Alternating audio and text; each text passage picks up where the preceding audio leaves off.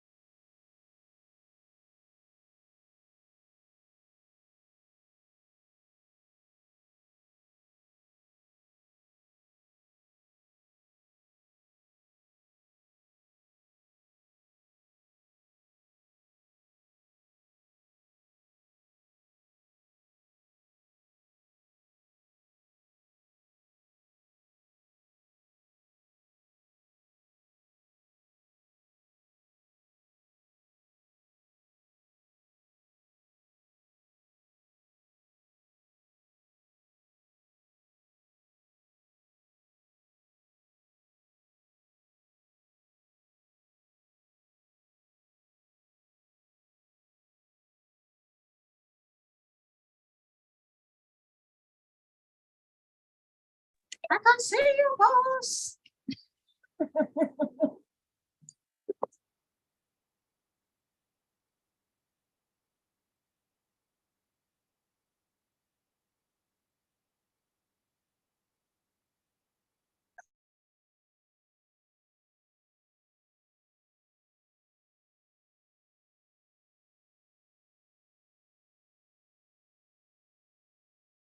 Charlie, you're muted.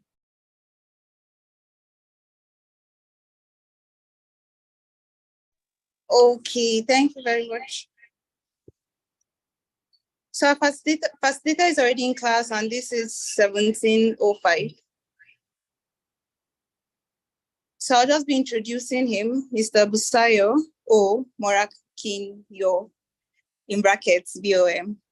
He's an innovative development, governance, and social accountability professional with inter-grain experience spanning almost a decade, working with various communities across Africa. He grew and scaled the largest social accountability movements in Africa. Follow the money from Nigeria and Gambia to Cameroon, Kenya, South Sudan, Zimbabwe, Liberia, Malawi, Cape Verde, and Ghana, establishing and maintaining effective relationships with partners across policymakers, community-based groups, government, media, and civil society that advances the development and socio-economic progress of these communities.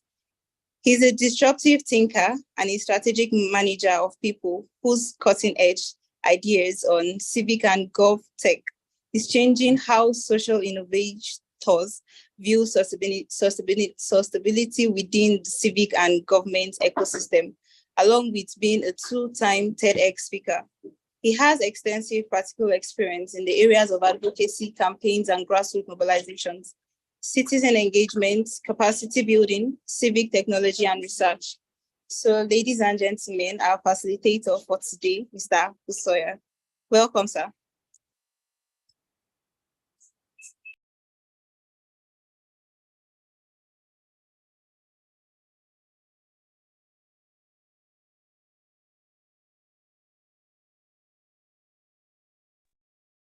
Yeah, hi guys. Please confirm if you can hear me. Yes, sir, we can hear you. Confirm. Loud and clear? Yes, sir. Yes, sir. Please also confirm if you can see my screen. Okay, not yet. Okay, yes, we can see your screen now. All right, just give me a moment. Okay, present. Can you see my screen now? Is it better?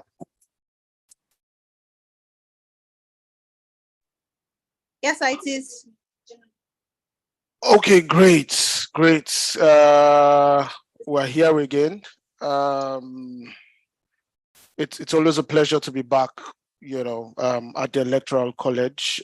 Many thanks to, sorry guys, it's been an interesting day for me. Many thanks to Kunle Lawal for always seeing it needed for me to always come back here to share few things that I've been able to glean in my growth phase as a member of the civil society, but much more than just being a member of the civil society. I always find it interesting to come here and share knowledge with, you guys, with good people. This is my 12th, if I'm not mistaken. This is the 12th time I'm going to be sharing knowledge with guys on the Electoral College, and I think polytracy is a great move. I can't lie. Okay, I just saw Kunle Lawal's message. Yeah, please help me tell Kunle Lawal that I'm online. I've been online since 5 o'clock.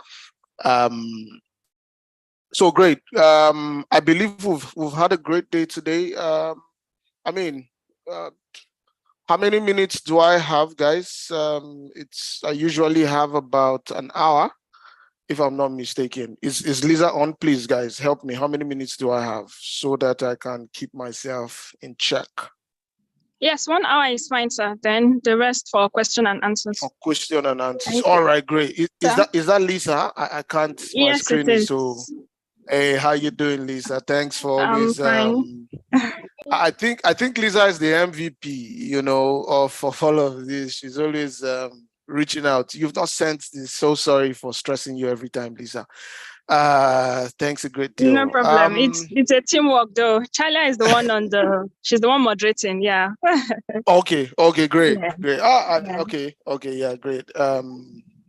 Thanks guys. So let's dive in today as usual. Let me just check out the room. 2-3 people. You can drop chats also if you want, but I just need about two or three people to tell me how their day has been. Just one interesting thing that happened today. Just one interesting thing that happened to you today. 3 people. Unmute yourself and just go. I hope people can unmute themselves. That they don't have to ask permission to unmute themselves, right? Okay, they can just Chala will help with that. Yes. All right, great. I just need to read the room before we dive deep into our conversation. So, anybody one interesting thing that happened today? Anybody? Wow.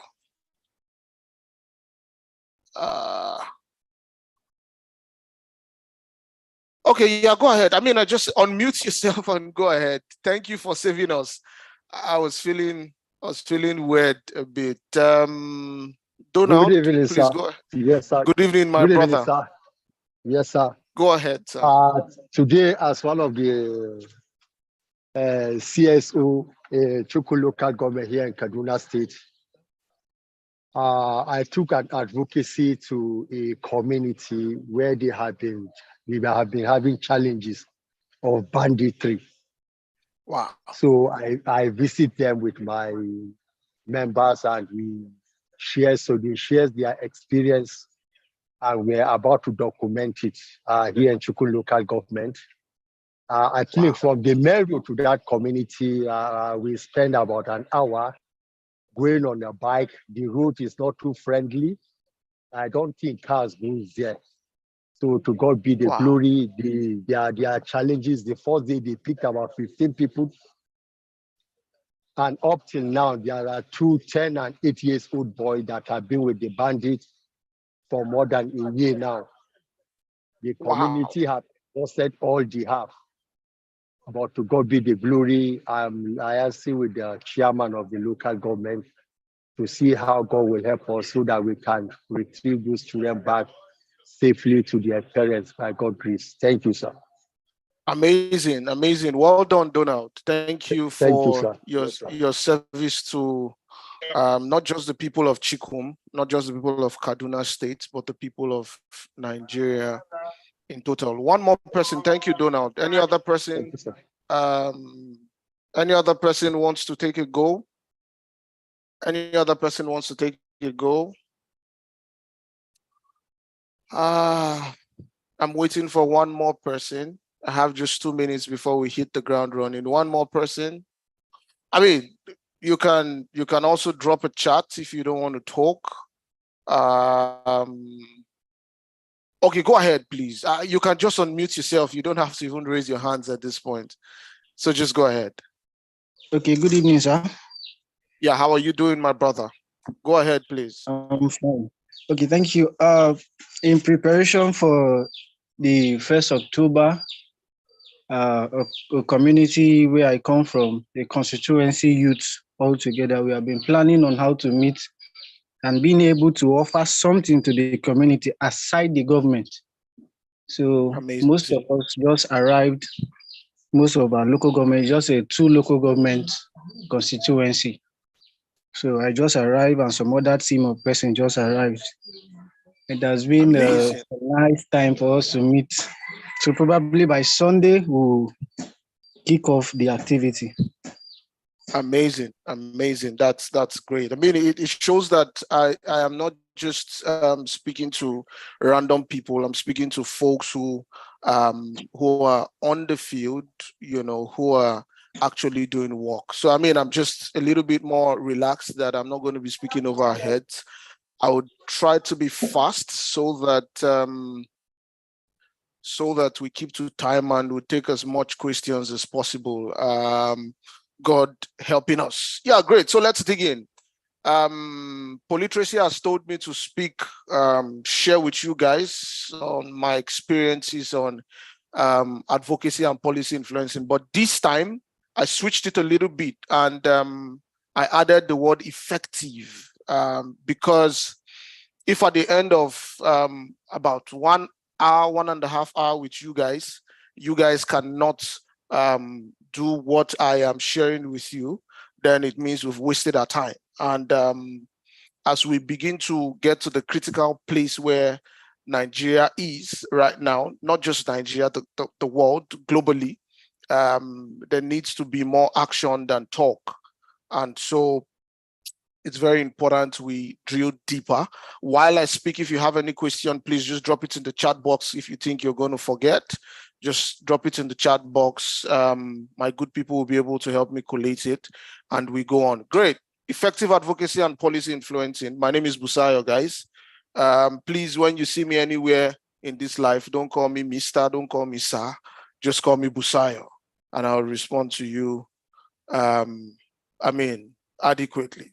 Yeah, so great. So let's start from advocacy. The first speaker spoke about, himself going to Chikum, to do something quite interesting. What he was doing, what he went there to do is what we can call advocacy, right? So practically, give advocacy any definition you want to give it. I'm going to scroll through some definitions just to highlight some important points for us all. But advocacy is actually an action word. Advocacy is not just something that is fanciful. It's not just something that you want to call yourself. There are a few words I don't like, not because they are wrong in themselves, but because the people who bear those, who usually use those things as part of their names, a chunk of them have not done too great. The first word is comrade. How many of you know, I've seen people they call comrades? Case in point, Comrade Adams or Shomole comes to mind. When I hear the word comrade, I'm always infuriated a bit. When I see people use activist before their name, I become very skeptical also. Not because those words are wrong in themselves, but I think over time it has become just a nomenclature people just use for mere mentioning, which really does not speak to the import of that word. Because when I see their characters or when I see how they react or behave, it's not in consonance with what people should be able to. People who bear that name should be should do. So some of you may probably want to add advocate to that. I've started seeing people call themselves advocates, blah, blah, blah, easy nomenclature, but advocacy is an action word. That is very important. So let's look at some definitions. Advocacy is when you challenge those in authority to make decisions and change policies, programs, and plans in such a way that they are fair and equitable and favors the disadvantaged and powerless people in the community. Very important. The emphasis on this definition is challenging those in authority to make decisions and change policies. The other very important part of this definition of advocacy is to when these things are done because of disadvantaged and powerless people in the community, then for me it becomes full-fledged advocacy. So if you want to be an advocate, this is supposed to be your modus operandi.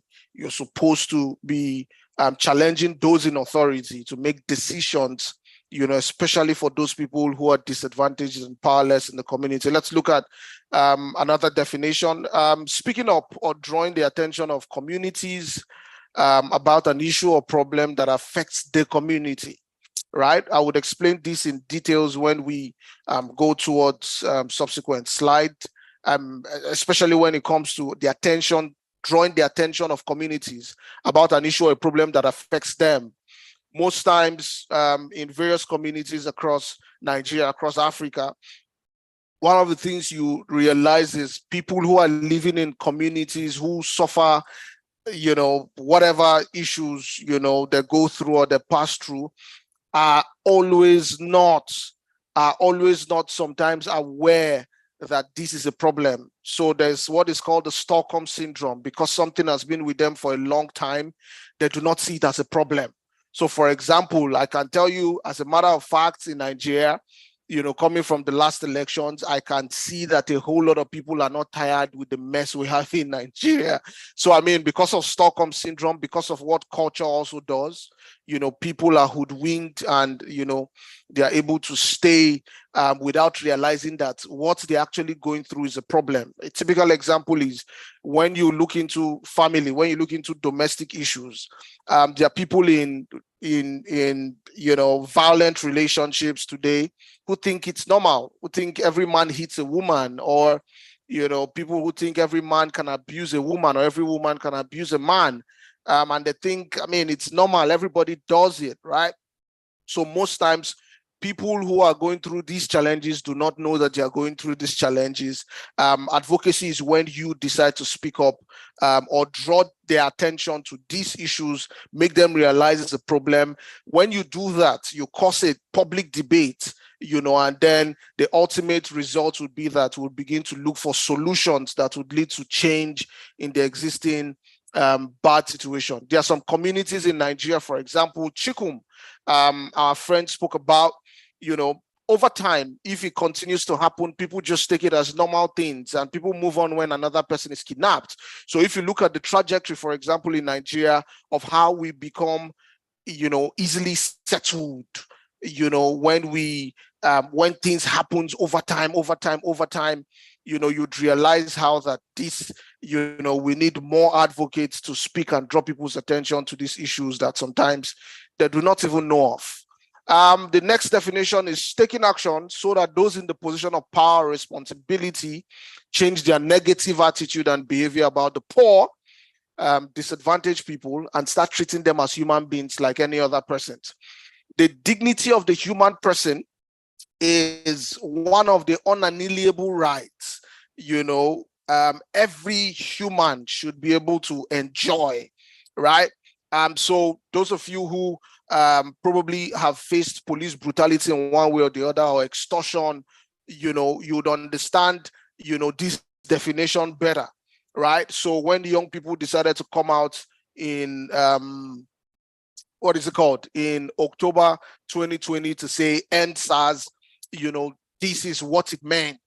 Taking action so that those in position of power or responsibility can change their negative attitude, police reforms, and behavior about the poor and vulnerable people, disadvantaged people.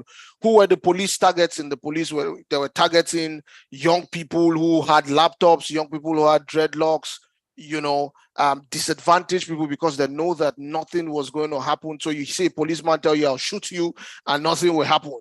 You would see political office holder, for example, guys, even businessmen are beginning to do that, right? The story that has been trending recently, the guy who, a Risco, or what is it called? Someone gave a review, bam, you got the police because you are an elite in the society, captain of industry. The police took the person from wherever state the person was and brought the person straight up to Abuja, high-handedness. So when you speak about things like this, and you speak truth to power, especially for the poor and disadvantaged people, you are doing the job of an advocate. You're participating in the process of an advocacy. I think it's very important. Yeah, let's look at this other definition: developing proactive strategies and tactics aimed at building the power, clout, and energy of community members so that they are able to claim their rights and entitlement. For me, in all of my definitions, when I teach advocacy, this is the definition I love to stay with, because it actually shows everything, that advocacy is actually about. So let's break it down and take it one step at a time, right? Guys, don't forget, if you have a question and you think you're going to forget, please, type down that question so we don't forget. Somebody said Adams Oshomole is not a comrade. Yeah, he was a comrade, you know. He still bears it till tomorrow, according to some people. I mean, it's all good. Okay, so let's break this down. Interesting. Developing proactive strategies. Now, this is very important. Advocacy is not just something you do. Yes, you can have a flair, you can have a loud voice, you can have the charisma, but that is not enough to be an advocate. So advocacy is about developing proactive strategies. Advocacy is not reactive. You know, most times what we see happen around us is that we wait until something happens, then we begin to talk about it, right? But I mean, the level of advocacy I want to be able to see from those of you who attend this class, for those of us who are listening to me or who would listen to this, you know, is for us to understand that, you know, advocacy is about developing proactive strategies. It doesn't just end at strategies and tactics. Tact becomes very important, because when your strategy lacks tact, you know, it's probably you're going to just be wasting your time, wasting resources, and you may not get anywhere, right? So developing proactive strategies and tactics aim at building what? Building the power. When I talk about power, you know, I mean, literal definition, power is the ability to do work.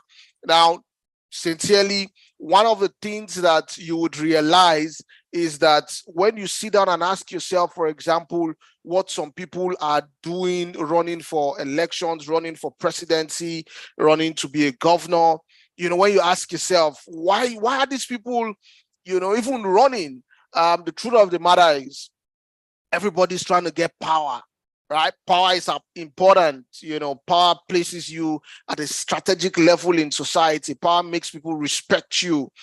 So whether you like it or not, as advocates, you must be able to understand that your advocacy is a game of, it's a power play. You must be able to, as an advocate, understand that if you do not build enough power, if you do not build enough clout, you know, and the energy of community members so that they're able to claim their rights and entitlement, you're wasting your time. You're wasting your time. A chunk of us have been saying a whole lot of things from God knows when. But I tell you the truth, and this was a personal experience for me. You know, there was a time in my life where I used to write a whole lot about Nigeria. I stopped doing that now on Facebook. If anybody follows me here on Facebook, I mean, the me of then, not now. And I don't really do a whole lot of those writings again. I'd written a whole lot of stuff, you know, 5 years ago, 7 years ago. And I hear people, you know, who have that power or clout now say the same things we've been canvassing for, and people would actually listen, right?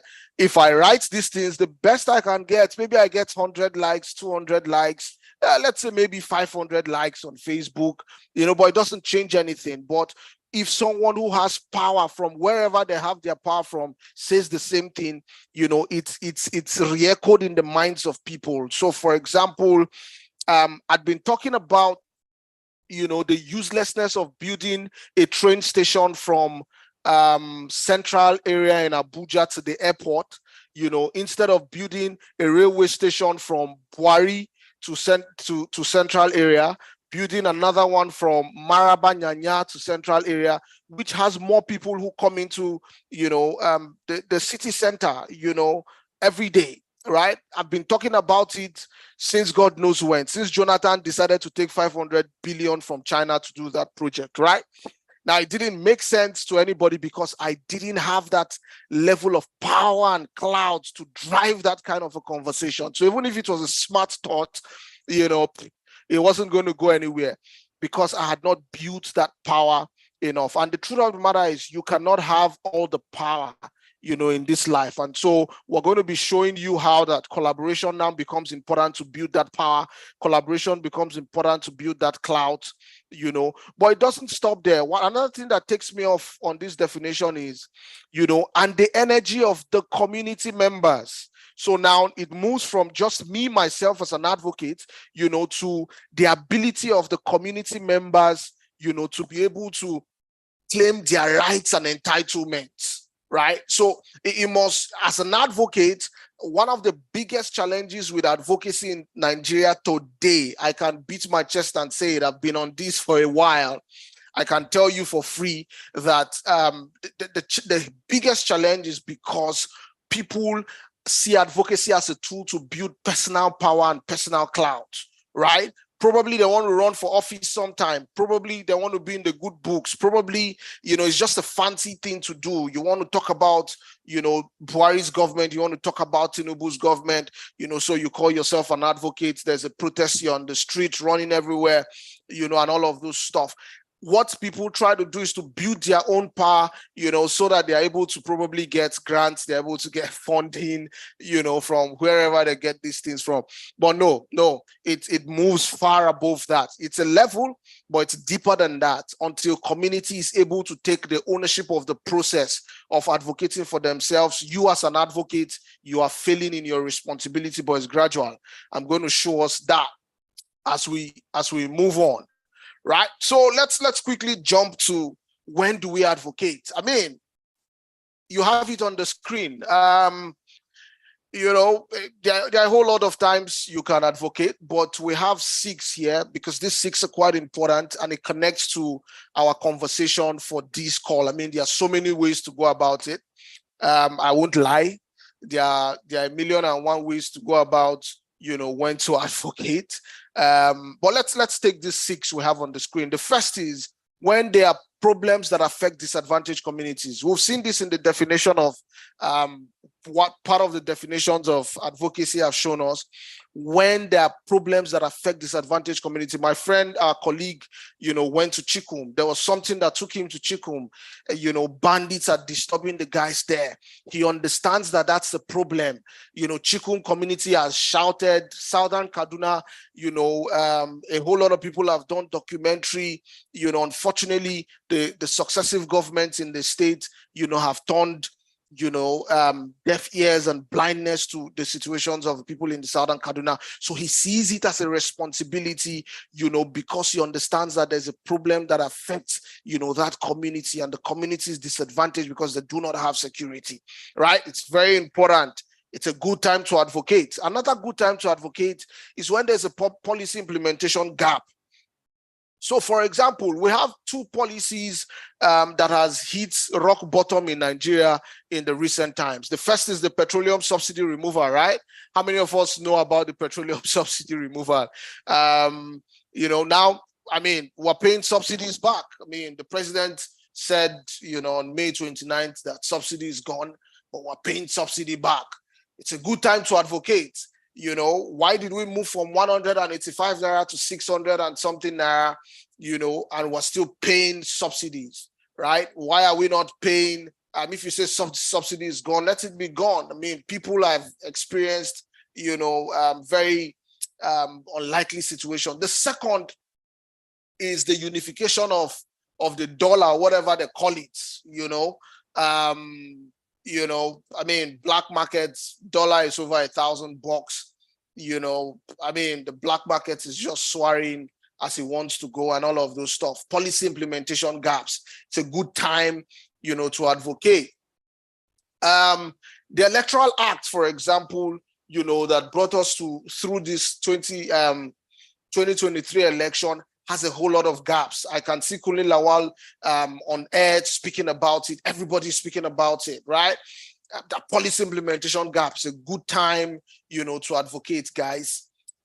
When there's a blockage in our programs, for example, we want to go on a protest. The government comes out and says that nobody should go on a protest. Now, that's not possible, right? It's a blockage in our program. Our program is that as part of our advocacy work, we need to hit the streets in protest. The police would say, no, you cannot now. We're going to advocate that citizens have the right to protest whenever they want without even seeking permission, from, anyone, to get on the street to protest. Another time to advocate is when there's a link between a local, national, regional, or international concern or international problem. A case in point, for example, that comes to mind is the fact that Nigeria currently has over 20 million out of school children, right? Now, the problem is, it's a problem at all levels, from local government level that has crumbled because we do not have the local government education authority working adequately, to the state government level, where state governments do not see the need to budget for basic education again because there's what they call SUBEB, somewhere, to regional or national conversations. I mean, Nigeria has 20 million out of school children, and it's an international concern because Nigeria has one of the highest amount of out of school children in the country. So when you see people advocating around education, these are big issues. When you see people advocating around climate change, these are big issues that concerns local, national, regional, and international, the international demographies. Very, very important when to advocate. The fifth time for us to advocate is when you realize the root cause of a problem. So case in point, right? I've heard this story, and I know some few folks who have had, this experience, for example, of, the kidnapping or the food shortage we have in Nigeria. There's a food inflation in Nigeria currently. And some people do not understand the dimensions of it. So they just come out and speak English, but the root cause of the problem stems from insecurity. Farmers cannot go to the farm. That's just the truth. So sometimes what people do is we treat the symptoms. We do not treat the problem. Right. One of the reasons why there's food scarcity is, the economy is, not doing very well, but it's not just about the economy. The truth of the matter is farmers cannot go to the farm because there is massive insecurity. When you understand the root cause of a problem, when every other person is talking about what they do not know, you are speaking, to the root cause of the problem. That's a good time to advocate. You advocate when you want to demand for the rights of the people. Who've had spoken about this extensively already. So let's go to the next slide. My next slide speaks to targets of advocacy. Targets of advocacy. It's very important, to talk about targets, because I spoke about power. Remember, we say advocacy is that ability to build clouds, to build power. Now, I would connect that definition to targets of advocacy because most often than not, we find ourselves in a very interesting place, guys, where whether we like it or not, we find ourselves at positions where it becomes a little bit risky, when we do not understand that advocacy needs to be targeted, right? So we say target is a person or individual in position of authority at any level, who can give you the decision you want. It's QED, so if I want to advocate, for example, for out of school children in Nigeria, and I go to the Ministry of Health, I'm wasting my time. I'm not supposed to be in the Ministry of Health. I'm supposed to be probably talking to the Commissioner of Education of my state, right? I'm supposed to probably be talking to, the State House Committee Chairman on education. I'm supposed to be speaking to my local government chairman. I'm supposed to be speaking to the Secretary of Education in the local government, right? Because my core, I'm focusing on education. I'm not focusing on healthcare. Nothing concerns me at this point to the Commissioner of Health, because I'm speaking about what is important, speaking about education. So I have to understand who these targets are. There are two levels of targets, guys. And it's very important for us to know these. You must be able to identify who your primary target is. Guys, your primary target is that person or individual with the power and authority in decision-making chain to give you the ultimate decision, right? So if I want to, advocate for education, basic education, you remember that part of the definitions of who an advocate is or what advocacy is that systematic and tactful way of going about your engagement to ensure that, things are changing in the favor of the marginalized people, right? If you remember that definition, now look at a primary target as that person who has the ability to make the decision, in your favor. That's your primary target, right? The second level is your secondary target. Your secondary target is the person who is not the ultimate decision maker, but the person has influence on the chain of decision making. I always give this example, when I teach about advocacy, and I say that sometimes, the people we neglect the most on our advocacy journeys are people who are very important. And I give you an example. When you go to a government office and you go to the place where you drop mails, you see those people who receive those mails from you, those people are very, very important. The reason is because the system is not automated yet, right? Your letter can get missing. How many of you have, submitted a letter to government and you went back to follow up and they tell you they can't find the letter? Your letter can go missing, right? That clerk would probably be able to tell you that if you do it this way, you can be able to, get this ultimate decision maker. So in your quest for advocacy, on your drive for advocacy, you must understand who your primary target is, but you must also understand who your secondary target is. I am not here to tell you one is more important than the other. I just need you to mentally categorize who these people are to you, because the moment you're able to do that, it's now easier for you to know how to go about your advocacy. If it's difficult for you to meet the primary target, you now begin to ask yourself, who are those people who can influence that primary target? Sometimes you can think that in your advocacy, the governor is the most important person. No, there may be someone who the governor respects a whole lot. There could be someone like that. There could be someone who, has the ears of the governor. It could be the governor's wife. It could even be the governor's personal assistant. It could be the governor's driver. That driver may not be able to make the ultimate decision in your favor, no, but that person may have the ability to influence that decision is made. So in your quest, in your drive for advocacy, don't neglect anybody. It could be the man at the gate who will tell you the boss is inside.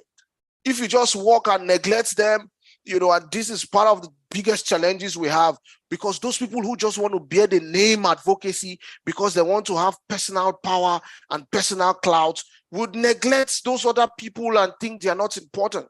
But those people are as important as the primary target himself, because those people are the guys who are going to tell you that come so and so time, the person will be on seat. Come so and so time, the person will be going to mosque to pray. So it's easy for you to join the person to mosque so that when you finish praying, you can have a conversation, right? Now, these are things that, that would not teach you in a school. These are street practical knowledge that advocates must have. You must be able to identify who these secondary targets are. You must be able to identify who the primary targets are. They're important in their own ways. Very important. It may even be the cook, as little as that. It may be just a random person. It may be the imam. It may be the pastor, right? So you must be tactful. That's where tact now comes in. Strategies and tactics, that's where it comes in. You must be tactful, to be able to understand your targets and how to manage, your targets, because it's very important. If you are advocating and you are not targeting anybody, any person or group of persons, you're just a noisemaker. You're just sitting on Twitter and ranting. You must identify those people who can be able to turn things in your favor. It's very important, guys. I cannot overemphasize, this point. So let's look at policy influencing. And the reason I separated the both, I'm going to, after these slides, I'm going to bring them back together again. I need people, because most times people misinterpret advocacy and policy influencing, right? Advocacy, it has a broad range of issues. It could be a broad range of issues, right? But policy influencing is more targeted. Policy influencing is a subset of advocacy, by the way. It's important I state these facts, guys. Policy influencing is the subsect. I emphasize. If you can write it down, write it down. Policy influencing is a subset of advocacy. There are other parts of advocacy, right? There is protest, right? And I'll show you in subsequent slides when I bring them together. But let's look at policy influencing, because policy influencing, for the sake of this course, is very, very important, because policy influencing is more targeted towards government policies. So let's look at it. Please pay emphasis on the words that are in white, because it's very important. So policy influencing is the deliberate. It's not taking education as a whole this time. It is pinpointing one policy in education. It's more focused. It's more targeted. So it's very deliberate and systemic process of influencing the policies, practices, and behaviors of different targeted stakeholders. Remember, I told you about targets. We just finished talking about targets, right? Targets of advocacy. So now, policy influencing, is that deliberate and systematic process of influencing the policies, practices, culture, and behavior of different targeted stakeholders that are most influential on an issue, involving beneficiaries and increasing their ownership and capacity on the issue. If you notice, guys, all my definition has a clause involving beneficiaries and increasing their ownership and capacity on the issue. I am not now talking, because I am expanding it. I'm not just talking about you as an advocate. I'm talking about you as an advocate and the community you're advocating for. So the moment you're building power, the moment you're building clout, it's important that the beneficiaries are carried along in the process, so that their capacity of ownership is increased, they have more knowledge on the issue and they can advocate for themselves. I would explain all these things make sense very soon. You understand why I keep emphasizing on this. But let's keep this down part, and let's talk about this policy influencing part. It's more targeted, guys, because it's targeted towards a stakeholder. I'm talking about education. In everything around education, I am now talking about basic education. Talking about basic education. According to the Universal Basic Education Act, basic education is the first 9 years of every child. So I'm talking about from primary school to junior secondary 3. Now, the law says that it must be free, it must be qualitative. It's very important, very, very important. That's what the law says. Education is now a fundamental human right. So I've cascaded everything from that big 20 million out of school children, I've cascaded it down to, bits and bits, so that I'm able to influence the policy of education in my local government, influence the policy of education in my state. At this level, I dare say that it's more granular than just speaking about every issue. It's more targeted, guys. The stakeholders are more targeted. The policies are more targeted. The practices are more targeted. Because what should go in your mind as an advocate and as someone who wants to influence policies is you want to see change. If you do not want to see change, then you continue just building clout and power for yourself. And that's why I have a problem when people call themselves advocates, but they are not advocating for the people, they're advocating for themselves. It's very important, guys, that you cannot influence government policy or whatever policy you find yourself around, without understanding that it's deliberate, it's systematic, and it's targeted at practices and behaviors of those targeted stakeholders. It's very important. I cannot overemphasize this. It's very, very important. Now, let me tell you the difference between a policy and a law. Because most times, because we do not know, and I admit that mistake before. When I just got into the advocacy space, I was so passionate, guys. I used to be very passionate. You don't want to know how passionate I was. I was so passionate that, in 2016, I took a trip to Adamawa State without knowing anybody, because I wanted to see how internal displaced IDPs were surviving, in Nigeria. It was that serious for me. I took a solo trip, from Abuja to Adama. I stayed in around 10 days, without knowing anybody, traveling from one IDP camp to the other without security. I was so passionate and I was so angry, but I didn't understand that there was a difference between a policy and a law. So when I saw policies, I couldn't differentiate between what a policy was and what a law was. A law, guys, is an act of parliament. It means that it's no longer, it's not a blueprint of government. It has now it has gone through institutionalization. It has gone to the parliament, State House of Assembly. It has gone through first reading. It has gone through second reading. It has gone through committee stage. It has gone through third reading. It has been passed. The governor had gone through and signed. It's now a law. It's been gazetted. It's now a law.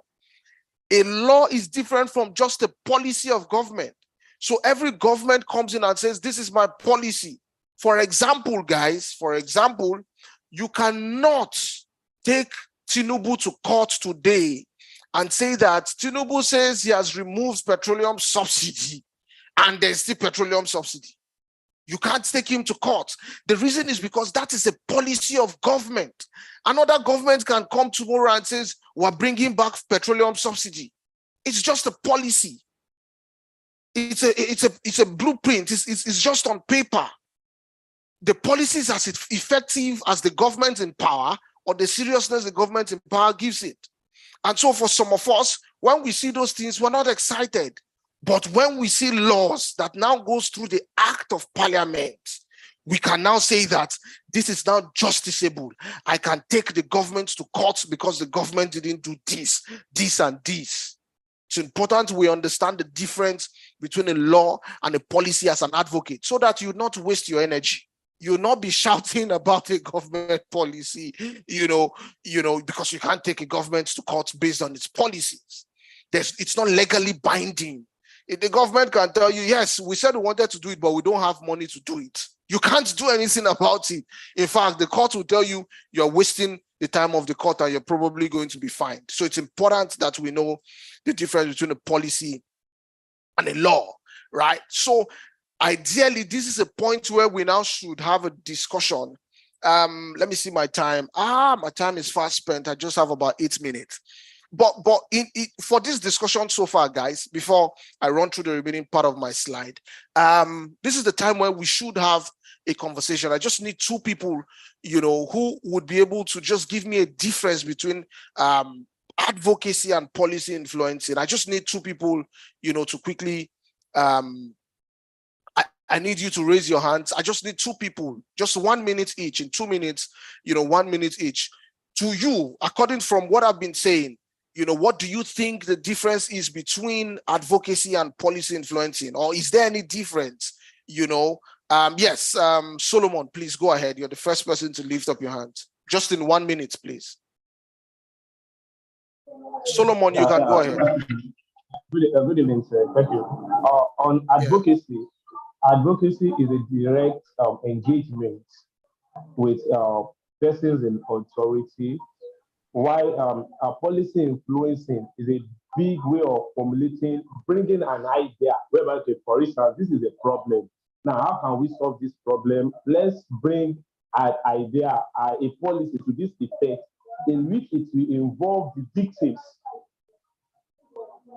So in the process of making this, it has to do with a roundtable conversation in which negotiation or lobbying have to be in existence to actualize the dream. While in advocacy is a one-way traffic, whereby you engage directly and those persons involved pick it up from there. Take for instance, NSAS. NSAS starts as advocacy before it later metamorphosed into policy, building 5 or 5 demands, rubbing minds together. Thank you. Thank you. I like that. Yeah, I like that. I mean, great, thanks. Molwus, go ahead. Sorry, I hope I pronounced your name well. Just let me know how to pronounce it when you get on. Yeah, go ahead. Good evening, sir. It's pronounced Molwus. All right, go ahead, please. Go ahead. It's funny, right? The name. All right. No, go ahead. For me, from what you said last, advocacy can deal with both laws and policies, while policy influencing, it's more targeted towards just policies. You can't go into the laws of the land and all of that. And as you said, policy influencing is also a subset of advocacy. So it's almost like there's a big umbrella of the word advocacy, and then policy influencing is just like one of the children of that sort. So yeah. Absolutely. It shows that we've been listening. Thank you very much. Let me just thanks guys.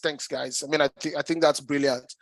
In fact, Lisa, please, I have a gift for the two people who responded, please. I have a gift for the both of them. Let me, sir. after this, yeah, thank you. Sorry, I'm calling Lisa, sorry. Yeah, I have a gift, just remind me, later this evening. I have a gift for the both of them. Thanks, I mean, you guys have been listening. Now, let me just make something also clear, right? A law can be a policy. A law can be a policy of government, but there's a difference between a policy that is just a policy, that is a blueprint, you understand, and a law that has gone through the act of parliament, right? The tricky thing here, guys, and it's very tricky, is the fact that policy influencing means there's either the policy on ground and you think the policy can be done in a better way, right? Then you galvanize support, you galvanize mass action, and you say this can be done in a better way, and you're engaging the government. Or just like the example of NSAS, where citizens now come together to cook up this policy and push it to government. Now, citizens are able to drive this policy conversation so much so that government sees that it is important, to actualize.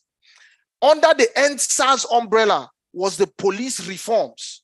The police reforms now became an act of parliament, because for you to get police reforms, it now had to go through parliament, but it started as a citizens' policy.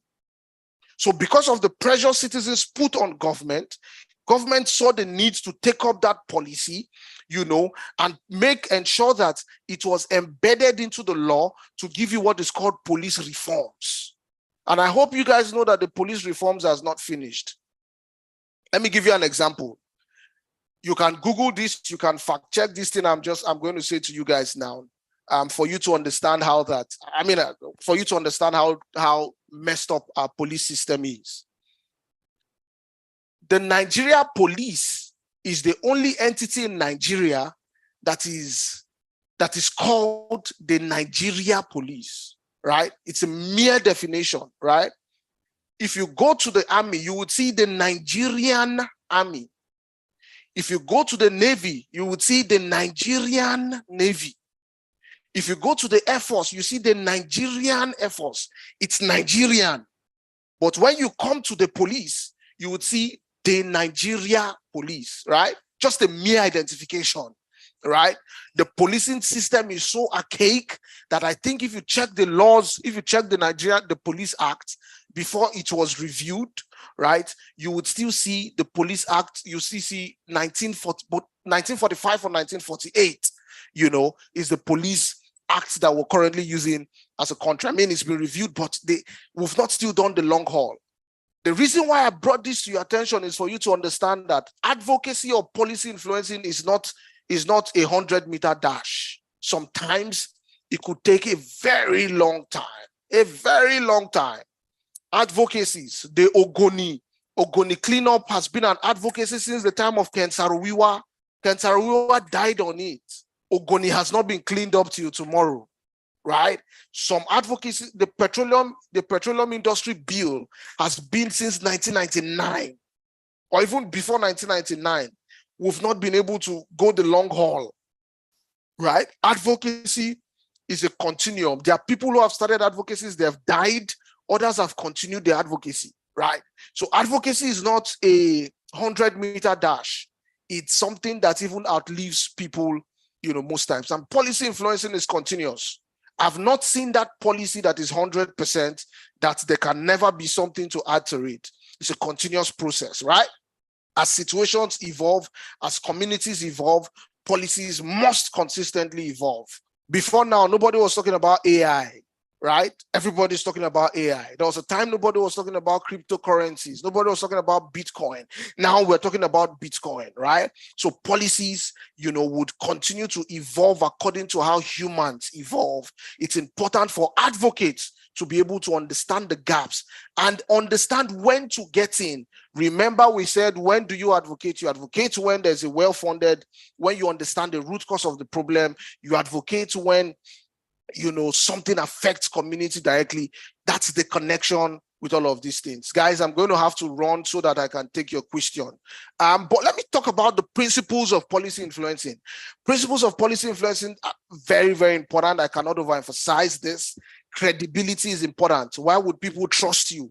I always beg people, if you know you cannot trust yourself, right? Stay away from advocacy, stay away from policy influencing. How credible are you? Can your parents trust you? Can your family members trust you? That should be a litmus test. Can your friends trust you? If you know nobody can trust you, please stay away from policy influencing, stay away from advocacy. Don't mess the system up for people who are genuine people. There's nothing wrong with someone being a comrade, but there are people who have called themselves comrade over time, and the moment they got into power, they messed up, right? That's what I'm saying. So don't mess up the toga of who an advocate is. The same thing with activists. A whole lot of people have messed up activism. Activism is not what it used to be, because people lack credibility. There are people who said something 2015, who cannot stick to it today. They are like fair weather people. If you do not have credibility, if people cannot trust you, please stay away from advocacy. Don't mess it up for people who genuinely want to advocate, because advocacy connects directly to the marginalized people. And the moment you abuse their trust, you're deepening their problem. It's just like someone who had headaches before, and you decided to, add stomach ache, to it. You're making it worse for them. Legitimacy. Who or what gives you the right to interfere in the program? I mean, I have so many experiences around legitimacy. I was doing a campaign one time in Kogi State, and the local government chairman or someone in the local government was asking me if I was a citizen of Kogi State, blah, blah, blah. And I told him I don't have to be a citizen of Kogi State. I'm a citizen of the Federal Republic of Nigeria. I know this thing. I know my right as a citizen. So when I hold you or ask you questions, you need to respond back to me. It's very important. Accountability. We cannot overemphasize accountability. You must be accountable, towards your stakeholders, your target stakeholders. You must be accountable to your constituency, the community. There are people who started advocacies, who went out and they compromised because of, one politician here or there says take transport. Now, guys, I can spend the whole day telling you about these principles of policy influencing. I can spend the whole day speaking about accountability. When I go for advocacies, I can't even collect a dime from anybody. They call it transport mobilization fee. I won't collect a dime from it. And I have stories I can tell you from today to tomorrow of times when there was a time in Abuja, the director closed the door. I mean, he was joking though. He says, we must not go until we collect this transport. He says, but I wouldn't collect anything from you, because my job, at that point, I am what the community needs to be able to, begin their own kind of advocacy. I would not compromise, because the truth of the matter is, the moment I collect transport from a decider today or a stakeholder today, I cannot go back to, if the decider decides to misbehave, I cannot call him to order.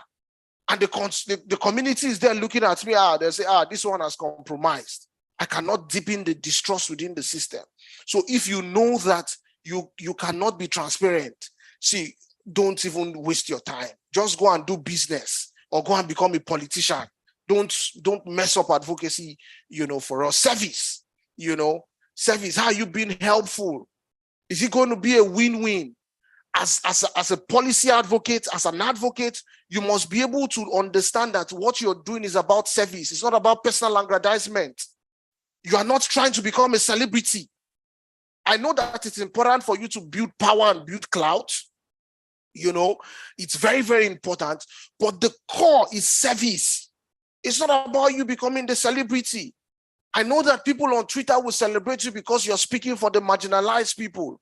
It's great, it's good, but you must be careful that there's a devil in the detail. As you're building your social media clout, as you're building your power structure, you must be very careful to always understand that this is about service. You must know when to call a truce. You must know when to say enough.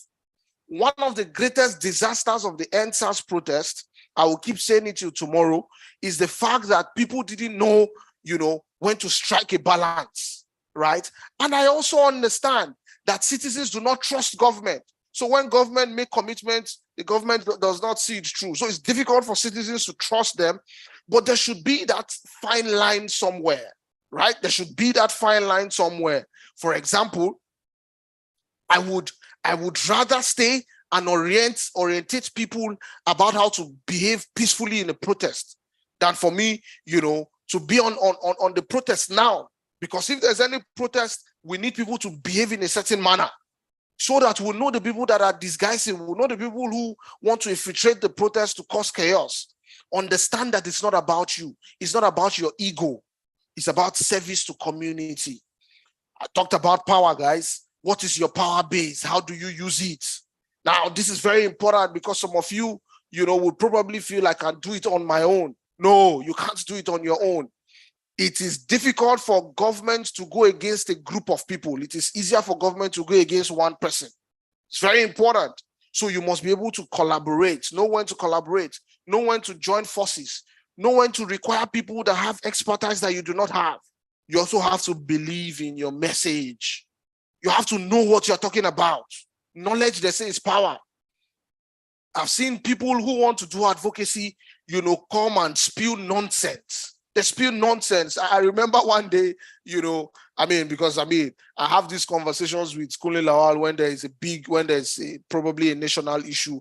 And, Kunle Lawal is just telling me how, can you imagine what this person is saying? And I understand where he's coming from, because there are people who you think should know better, but they actually do not know. They do not understand what they are saying. Knowledge is power. The moment you know the end-to-end of your advocacy point, it's easy for you to speak on television. It's easy for you to speak on radio. And you can do it. You can learn how to do it. It's not rocket science. It's not rocket science. Kunle Lawal started from somewhere. You can also start from somewhere. You can also build that clout where if there's a national issue, if there's an issue in your state, they will definitely call you because they know that we can trust this person because he has the power. He has the power base, to drive solutions within communities. So it's important for you to understand your power. Collaboration is not about you. It's not about your organization. It's about the community. So you must learn to collaborate, join forces. I can tell you for free, I was part of the movement, for the amendment of the Electoral Act, the Not Too Young to Run bill. If Yaga went alone for the Not Too Young to Run bill, they may have not made the kind of success they made. Everybody came out. Everybody came out across organizations, across demography, across people, because Yaga understood that they may not be able to achieve this milestone without joint forces.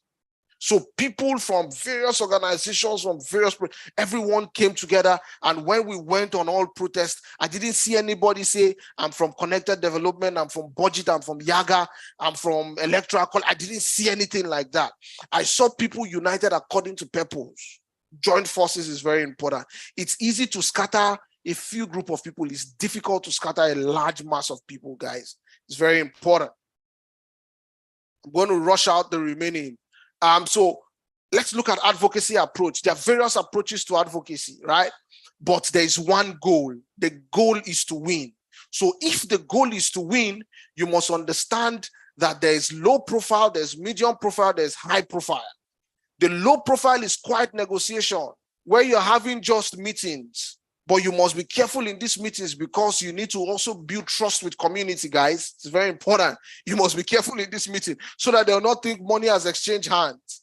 Because one of the tools that the oppressors, quote and unquote, will use against advocates is the fact that the moment they are able to throw a wheel in your spanner and put a dent on your integrity, they are messing you up. That's why you need to be careful, right? When you have these meetings, don't collect transport. Don't collect money. Don't go where they are sharing money. It's none of your business. Your job is as an advocate is not for you to go to, the duty bearers or the stakeholders and begin to request for transport fare. If you don't have transport fare, stay in your house. It's not by force. You don't have to be an advocate, guys. If you don't have transport fare, please stay in your house. It's very important, right? I've gone 10 minutes past my time, so I have to rush, right? So the low profile is when you just have those closed door meetings. Hey, how you doing? This is the issue we're talking about. What can you do? Blah, blah, blah, yada, yada, yada.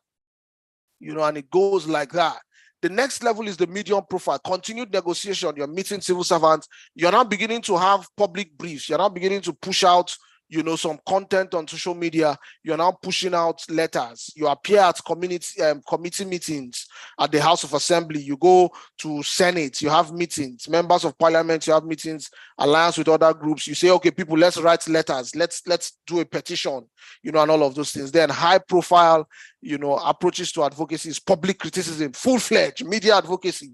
You are going to the media and you're saying Tinubu wants to kill everybody. The government wants to kill everybody. Everybody wake up. Protests, high profile, right? We talked about protests, marches, demonstration. Then the oga kpata of them all is when you do litigation. Understand, guys, that I said that you cannot take the government to court based on just mere policies. You can take the government to court based on, laws, based on bills, based on acts that has been passed by the assembly. Now, there are some laws that are global. Human rights. You understand? Human rights is not a policy. Human rights is respected by the Geneva Convention, by various conventions and statuses that Nigeria is a signatory to. So let's look at quickly steps in a successful advocacy and policy influencing. I'll rush over this. Part of those steps, very important, is ranking your decision makers, right? Remember that we spoke about your target stakeholders. You have to rank them. How do I rank them? You use a numbering system. Here you have numbers 1 to 5, so I wish this was a full-fledged, I've always wished to have a full-fledged class where I use my board to show us how this works, but I'll just try to explain it very quickly. Number 1, your definite supporter of your advocacy demand. So you get into a government office, you look at people, and you say, this government guy, he looks like someone who would support my demand. It looks like someone who would do some stuff, who would do some interesting stuff. Oh, great. Okay, that person, you give the person number 1. This person is a definite supporter, right? You put your definite supporters under one block. The second one is potential supporter of your demands. He's not 100, but he's like 70. You understand? You classify those ones, potential supporters. It means that if you do something little, they can switch, right? You must understand. Then the third categories are the fence sitters, people who are undecided. These young people, you people make noise too much. What are they even talking about? But what they are saying is good, though. But no, it's not possible. The fence sitters, the naysayers, these are the people that will give you the most problem because it's difficult for you to convince a fence sitter because anybody can convince him. The government can convince him. You can convince him. But if your goal is to win, you have to convince as many people, move them from sitting on the fence to your side. It's very important. Number 4, who are your likely opponents? Tinubu may be your likely opponent. Write his name there. Your likely opponents. XII018 may be your likely opponent. Those of you in Abuja, put him there. Ubasani, those of you in Kaduna, put him there. Excuse me. So classify them under that 4th category. Then the 5th category are your definite opponents. These ones, they don't like me. There's nothing you will say that these people would listen to me. Know them. You have to, guys, you have to rank your decision makers and you have to know them. You must know them. And that's why advocacy is tactful. It's a skill. It's tactful. You have to know them, guys. You have to know them. The intention is to flip your definite opponent to your likely opponent, to flip your likely opponent, to become a fence sitter, to flip your fence sitter to become a potential supporter, and ultimately is to ensure that you flip your potential supporters to become your definite supporters. It's a journey. Some people may not understand you at the beginning. They may ask, how is it your concern? Are we complaining? The community may even tell you that, leave this thing now. It's none of our business. I mean, if community tells you that, please, you leave it. Oh, you are not Jesus Christ that died for the sins of the world. If community say no, leave it. Don't stress yourself. Go and look for another community, and maybe if I have some time, I'll tell you a story about how, we didn't listen to a community and it almost cost us our lives, right? The next thing is familiarize yourself with the corridors of power by learning about the rules, processes, and people that are most important to your issue. I've spoken about this. Knowledge is power, guys. Knowledge is power. Remember that we're talking about steps in a successful advocacy and policy influencing, right? That's the subtopic for this. Familiarize yourself with the corridors of power. You must know the persons who are responsible for what. Like I said, you don't go to the Ministry of Health to talk about education. Something must be wrong somewhere. Understand, familiarize yourself with the structures of government. You should know that this issue is a local government issue. You should know that it's a state government issue. It's a federal government issue, right? You must know these things. That's why you are doing politeracy. You must know these things, right? It's very important. You must learn about the rules. When you go to parliament, you must learn that you must curtsy when you're in front of the maze. You must curtsy. You are not curtsying to the speaker, or you're not curtsying to the Senate president. You are curtsying to the hallowed chamber. You're curtsying to the maze. It's very important, because sometimes as advocates, we can become very unruly and rude, because you have a loud voice, you're just shouting everywhere.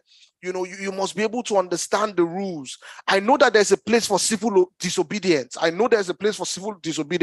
But you cannot be civil disobedience every time, right? There must be a balance. You must understand processes. You must understand that before a law, is formulated, someone has to sponsor it. You must understand that it has to go through first reading. It has to go through second reading. It has to go through committee stage. It has to go through third reading. It has to be brought to the floor of the House. It has to be adopted. Then it now goes to the Attorney General of the Federation or the state. They vet it. They see all those. They do back and forth. The governor signs it. It's gazetted. It becomes law. You have to understand the process and people that are most important to your issue. I cannot overemphasize that. You have to classify your players. You have to know your allies, your opponents, your targets, both your secondary and primary targets. They need to be targeted. I've spoken about this already. If you mistake your opponents, for your allies, you find yourself in problem. You'd be wasting your time. It's going to be difficult for you to achieve what you want to achieve. You understand, right? You have to, this is a repeat slide. Inform and build relationships. This is very important, guys. Advocacy requires a series of formal and informal one-on-one contacts. But remember, I say you must be careful. You must be careful with decision makers and a steady stream of clear, concise backup information. See, you see this stream of clear, concise. It must be clear. Your yes must be yes. Your no must be no. Knowledge is power. You must know what you're talking about. You must be an authority in what you're talking about. You don't have to be an authority at the beginning, but as you continue to grow, you get better at it. But you must know, you must have a broad knowledge about what you're speaking about. It's very, very important. Backup information is important. There are some times when I'm in very difficult situations, and I have to either consult Google or I have to text a friend. Hey, Baba, help me, remind me about this thing again. He gives me the data. I'm back in the meeting. I'm talking about the data. I'm talking about 20 million out of school children. I'm talking about this. And you think I'm the genius. No, I still have people I consult with. When it's difficult, I'll call Kule Lawal. I'll say, Chief, what is this part in the Electoral Act? What does this mean? I still do that. So we don't know it all. We still get to interact. And that's why, building that partnership and clout is very important, guys. Let's look at the dimensions of advocacy very quickly. There are three dimensions of advocacy. The first is when you speak for the beneficiaries and the marginalized. This is where most people stay as advocates. We are speaking for the beneficiaries. We're speaking for the marginalized communities. Now, this is what I was trying to explain to you when I started. I'm saying that, see, when we talk about building power and clout, it's not just about you. No, it's not just about you. If it's just about you, you stop at this first level. It has to go to the second level, where it now becomes with the beneficiaries and the marginalized. So what it means is, even though I was the one that started, I have gone to the community, I've spoken to them, the community is now understanding, and we're now doing it together as partners. We're now collaborating. I can be able to call community members and say, I am going to see the honorable member tomorrow. I need you people to come. They will come. They see themselves as part of the process. They understand the problem. They have appreciated the solution you're bringing. So you're now partners, you're now collaborating. The highest level of advocacy, guys, is when the beneficiaries and the marginalized people begin to advocate for themselves. That is the highest level of this thing we call advocacy. For me, every day of my life, in every advocacy I've done, the ones I'm going to do in the future, I want to be able to carry people from the point where I am the one speaking for them through to the point where we are both speaking to targeted stakeholders, then to the highest point, guys, the highest point where even if I stop, even if I'm no longer alive, the community is able to speak for themselves. Guys, when you achieve this, it becomes beautiful. You would be proud when you sit back and you watch community take ownership of this process you have started with them. So let's look at tools for advocacy. Every successful advocacy, guys, requires some useful tools. The first tool is the media, radio, newspaper, television. Those of you who can write, begin to write articles, begin to write papers, begin to write blogs, and push it out on your social media. You don't have to pay the Punch or This Day or whatever. Push it out on your social platform. It's another way of gathering clout. When people know that this guy has very interesting ideas around education, if there's a conversation around education, they'll come to you.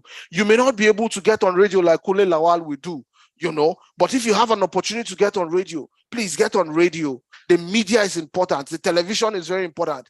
I cannot count the amount of people who watch Arise TV or Channels TV or AIT or NTA every day. There are people who sleep there.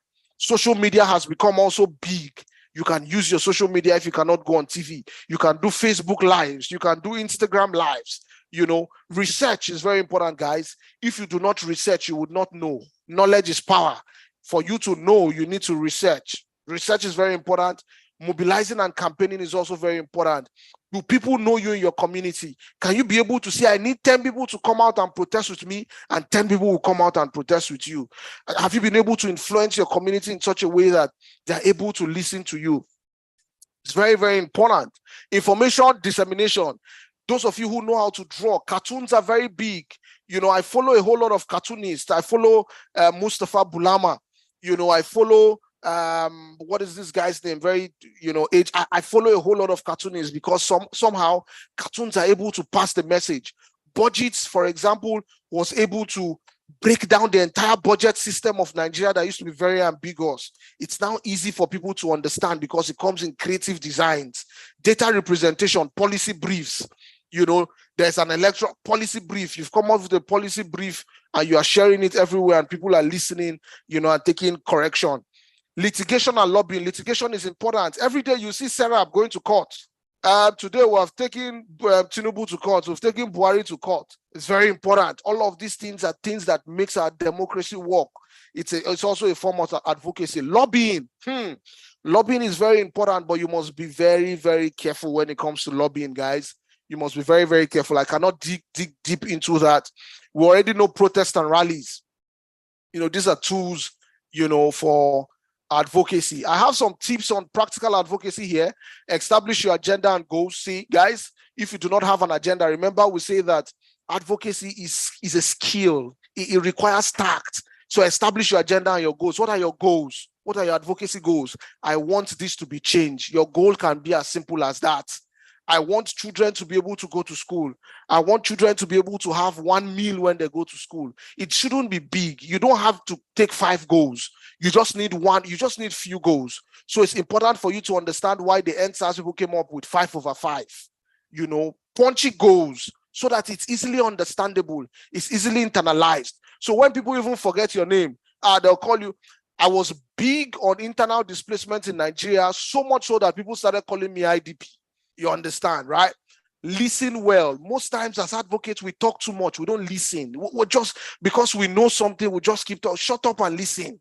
Shut up and listen. Listen to your stakeholders. Listen to people who know more than you. Listen to community members especially, because they may be telling you something you do not know. You are not correct. You are not all correct. You may have more knowledge than them, but they have more lived experience than you. Listen to them. Listen to them. Be prepared. And don't feel like you need to be an expert. I said that we are still growing. There are still people I'll still pick up my phone to call. I'll say, Baba, please tell me this. Baba, what is here? This is the challenge I have. How do I solve the challenge? It's something we all need to do. Don't feel you need to be an expert before you start advocacy, but don't remain, a novice. Consistently grow. When you meet people who recognize this or accomplishment, is very important. When I get into the office of Wike, for example, and I'm advocating in the FCT, I'll tell him congratulations on being the minister. I may not be his fan. I may not like him. I may not like how he behaves. But because of my advocacy or my policy influencing drive, I have to recognize his accomplishment. Since you came in, you have demolished a whole lot of places. Don't go and say this one, or they'll drive you out. You have demolished a whole lot of places, especially our Kilishi joint in Abuja. Thank you for demolishing it. That's just on a lighter note, right? Lay out the problem. Lay out the problem. Remember, the goal must be simple. So just lay out the problem, intended outcome and consequences of your advocacy. This is the problem. Because children are not going to school, we're going to have a situation where children are going to, have social vices that does not make sense. So we want children to go to school. If children do not go to school, this is what is going to happen. There's going to be banditry. There's going to be criminals. We're going to be rearing criminals or breeding criminals. Lay out the problem, the intended outcome, and the consequence of your advocacy in simple understand. Don't go and use grammar. You are not Patrick or Bayabon. Don't go and confuse people. It must be in the simplest of language. You can use your native language. You can use pidgin, something that people would connect with, because realize that not everybody is on the same wavelength with you. Most times, people who speak plenty grammar do not communicate. They just become, skits. They just make skits for people to laugh. Present your policy brief and be persuasive. You need to be a bit of a marketer. You need to be immersed in what you're doing. You need to know what you're doing so much that I can wake you up and you can be able to speak to the president on what you're doing without shaking. Follow-up is important. You start an advocacy today, it may not end today. It may take you another 10 years. Follow-up is important. Remember that you are there to build a relationship. It's important that you build relationships. Now you must build relationship with the line. And this line is very important. You must build relationship with the fact that, see, Oga, the fact that two of us are smiling today, if you do not do what you're supposed to do tomorrow, I'll call you out. It's as simple as that, right?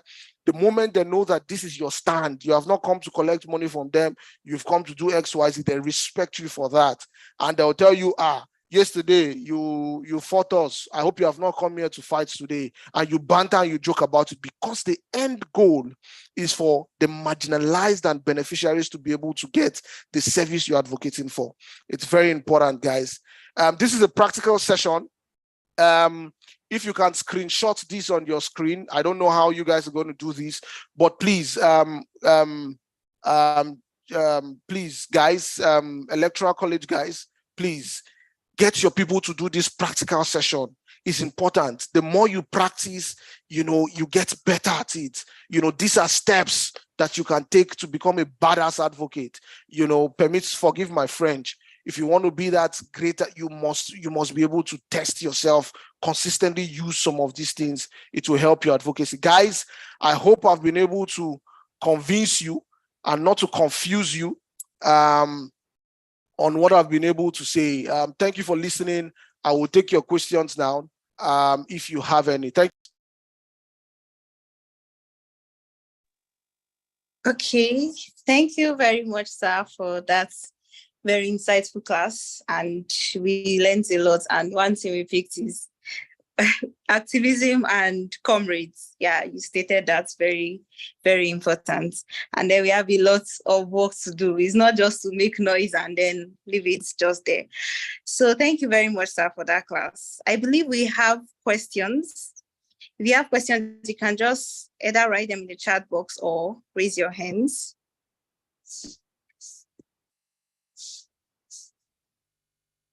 Okay. Atiba, I've asked you to unmute and ask your question. Yeah, good evening. Thanks for this wonderful session. I just want to seek clarity on this. It talked about advocacy and policy influencing, or let's say policy making. Now, as an advocate, is it a must you combine the two together? Because on these, this is where there is conflict of interest between some individuals which have, in which my family means now the whole grant the full. Because by the time they said they engage on policy making or influencing, at the long run, they miss the road in terms of, okay, because we want these bills or because we want this policy to be enacted, to be passed by these lawmakers, we need to romance them, to engage them. So when it is time for them to stand on their feet, to hold this individual responsible as an advocate, they find it difficult. And it has been part of the issue affecting us in this country, because I do tell myself that if this country ought to have been better more than this, we should hold the civil society organization responsible.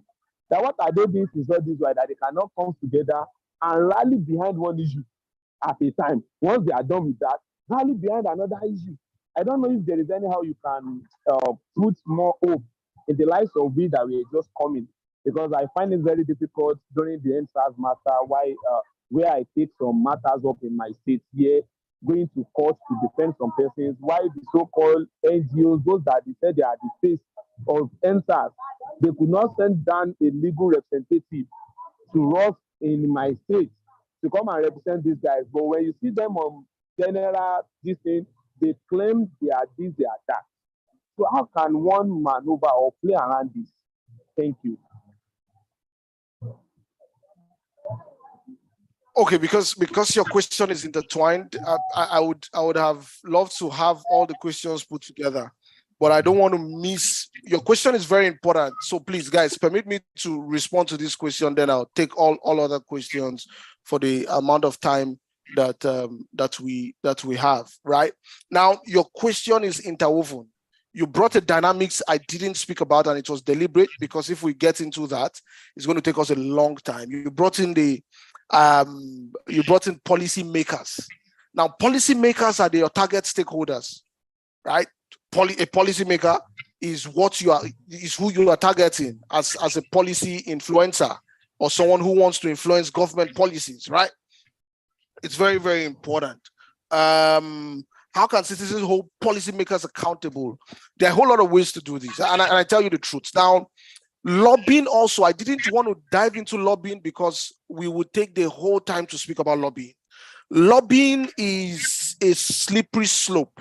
Lobbying is a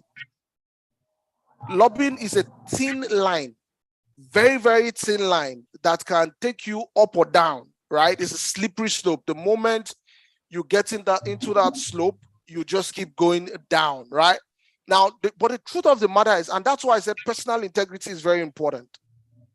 I've seen situations where I have lobbied to get state governments to pass laws, for example, a particular law or few laws, right? I've gotten them to pass those laws, and it's happened through intense lobbying, you understand?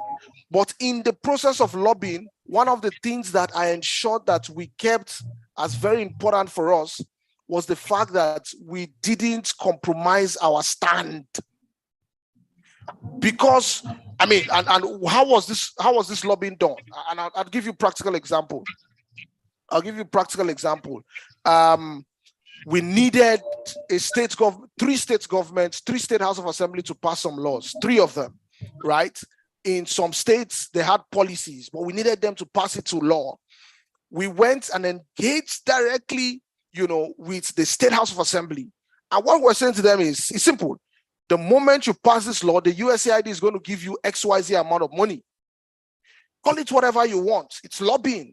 We got them to pass, but in all of this engagement, not for once did money exchange hands. So I have the moral conscience to still call you out.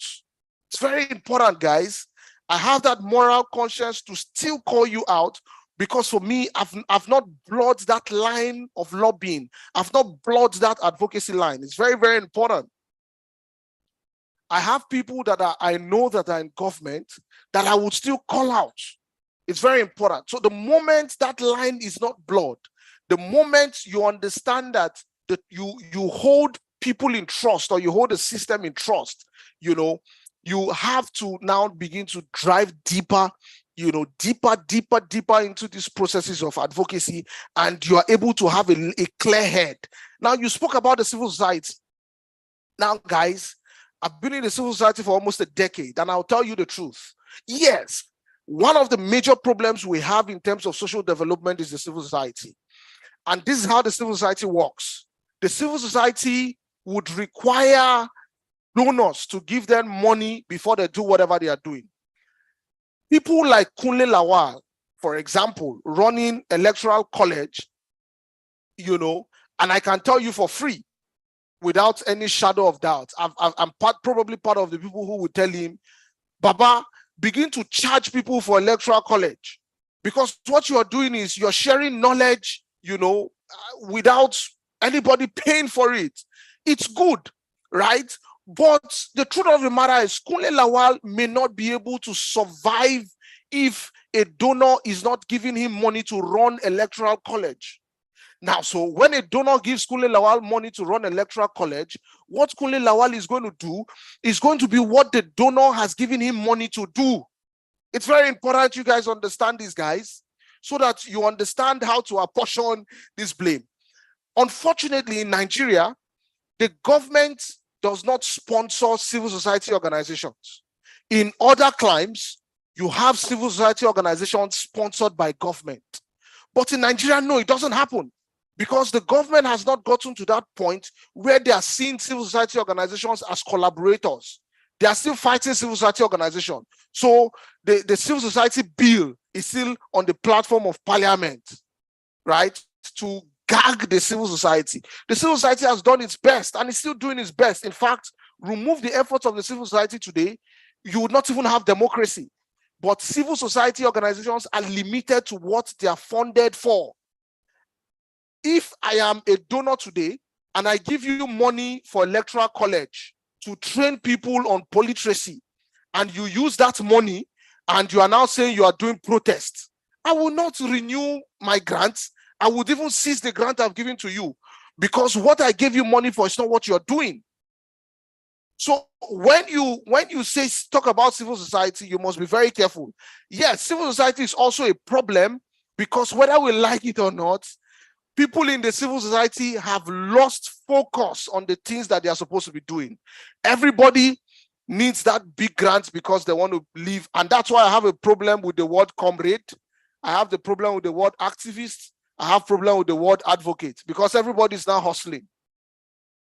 Because the louder you make noise, the faster the donor recognizes you and gives you money. And when you collect that money, you are probably chilling, you're probably buying cars, you're probably living a better life, you're trying to escape poverty.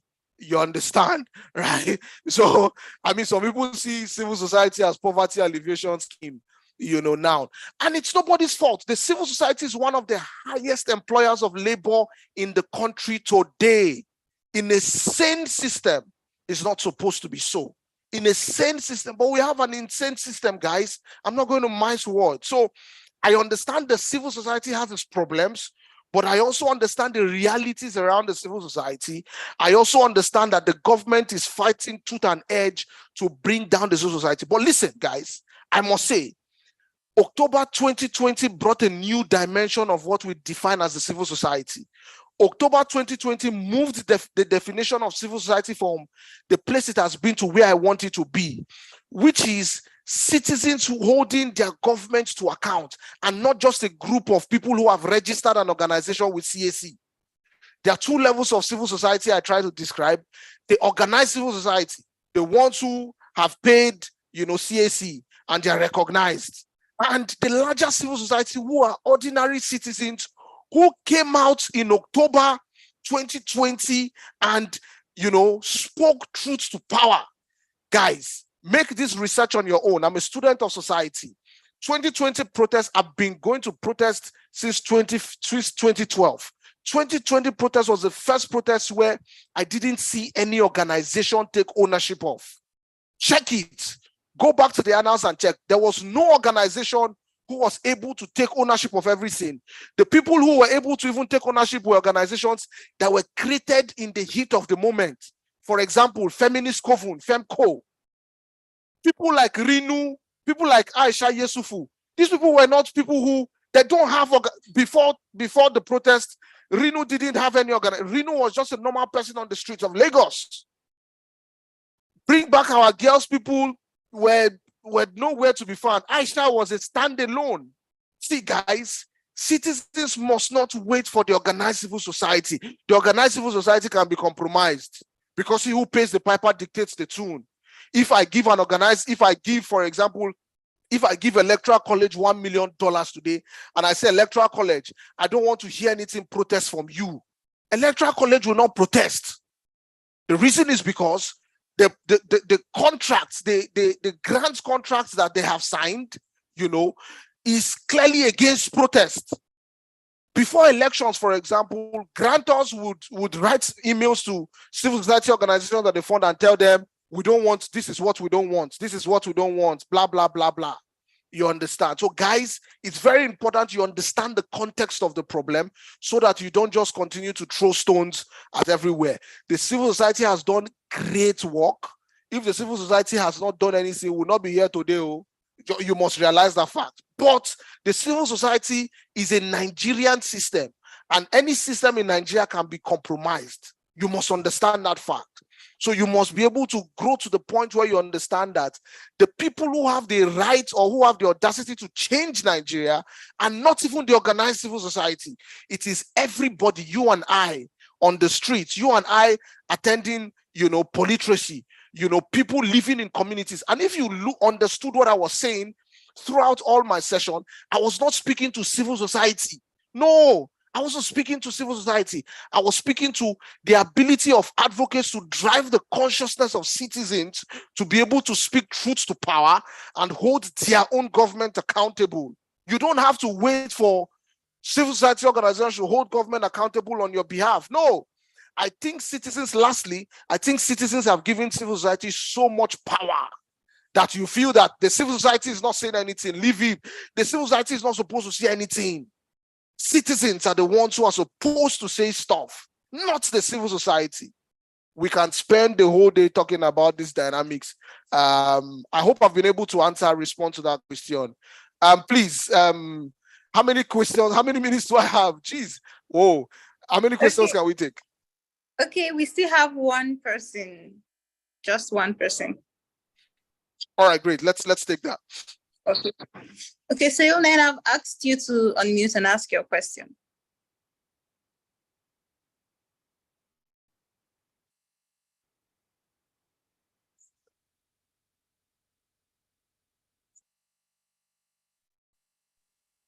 Hello, can you hear me? Yes, we can hear you. Yes, go ahead, please. Okay, good evening, sir. Thank you so much. Your energy is quite contagious. My question is from two dimensions. I think you started on the finance part for a civil, or in this context, let me just use the word advocate. So for me, I know that you've mentioned that, there's this, you mentioned the scenario where they've offered you transport and you're like, no. So, but for people that want to go into advocacy and all of that, definitely there's a dimension of finances that would hit you as a reality. So what is the most responsible way to kind of navigate that area? And secondly, I want to ask, using Twitter as like a organic ground to kind of gain visibility, gain a bit of traction to a person. Is it wrong to use that kind of platform to gain visibility and traction? You know, I want to use the word fame, but fame may not be the best word, but you know, just getting yourself out there and getting your message out there. If you don't have like let's say a power block that is probably backing you or stuff like that, just starting out as an advocate. Wow. Okay. You've asked two questions. Thank God this is the last question because I'm really exhausted. It's been a long day.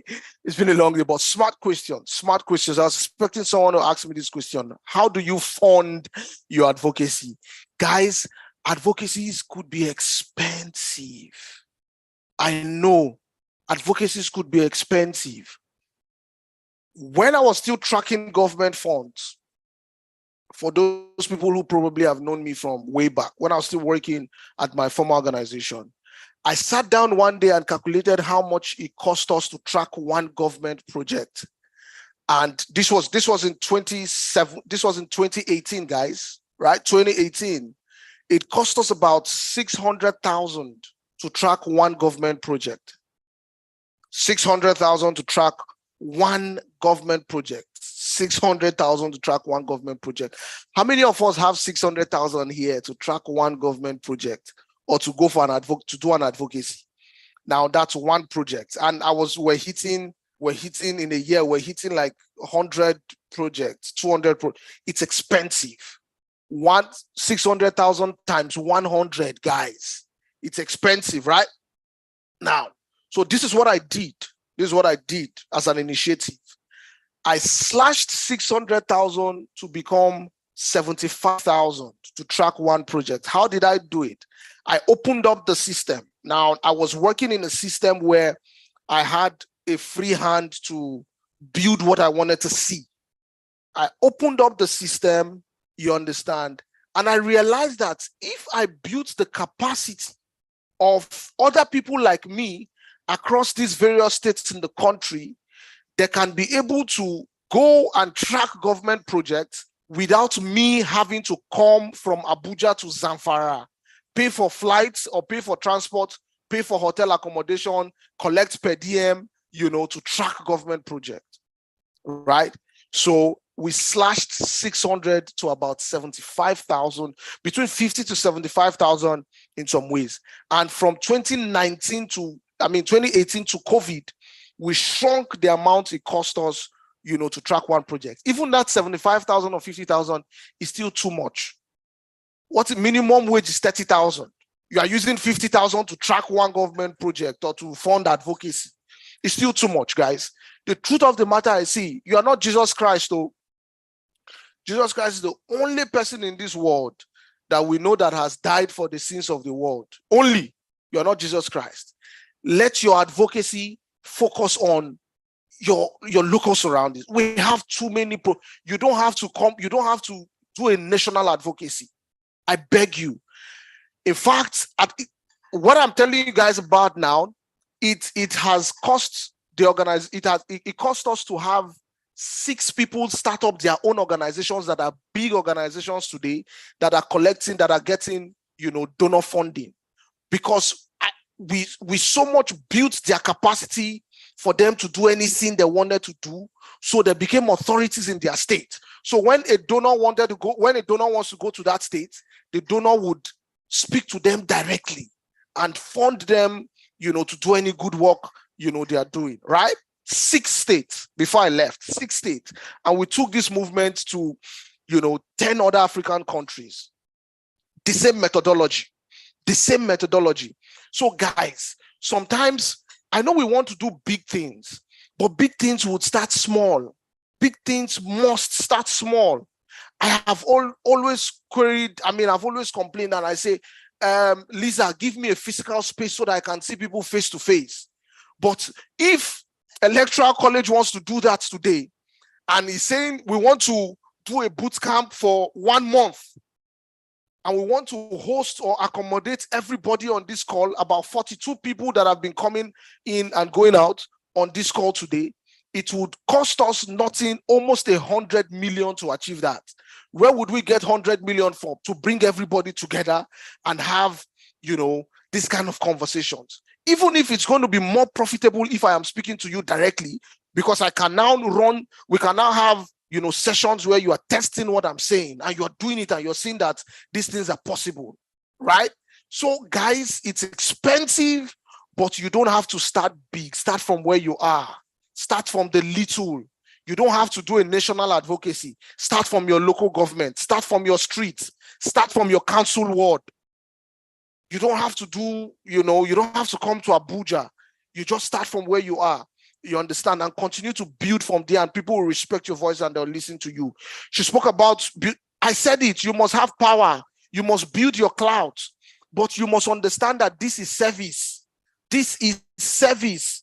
It's not just about you. So whilst you're building your cloud, you must realize that it's not just about me. It's about community. And the highest level of my advocacy is when communities are able to do what I'm saying to them, you know, for them to be able to do it alone. I hope I've been able to answer that question with these few points of mine. Guys, advocacy is expensive, but please start from where you are. Thank you very much, guys. Okay, thank you very much, sir. I believe Silne's question was answered, and we don't have any more questions. So yes, no more questions. So thank you very much, sir, for that insightful class. And it's always a pleasure and a great privilege having you from the Electoral College. Thank you, sir. So I'm just going to ask everyone to unmute and thank the facilitator, Mr. Sayo, for today's class.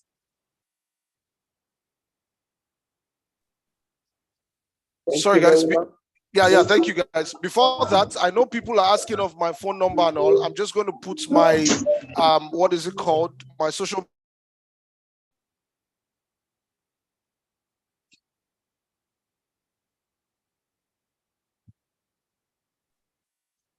It was nice talking to you guys. I mean, follow me. I mean, my website